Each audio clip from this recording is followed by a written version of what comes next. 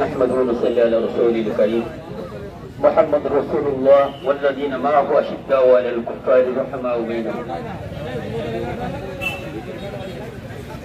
আমরা সবাই দেওবন্দের রুহানি সন্তান।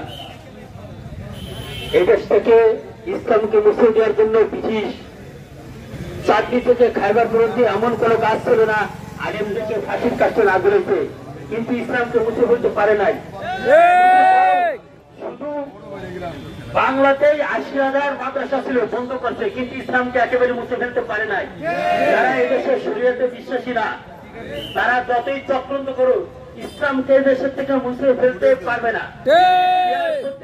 দাবিতে আমাদের সাহেব, আমাদের আমির যে দাবি করছে, এটা যদি বর্তমান যে সরকার আছে যদি মাইনে না আমাদের আমির সাহেব যে কঠিন কর্মসূচি নেয়, আমরা সেই জায়গা ইনশাআল্লাহ যদি এই কর্মসূচির জন্য যদি জীবন দেওয়া লাগে জীবন দেব।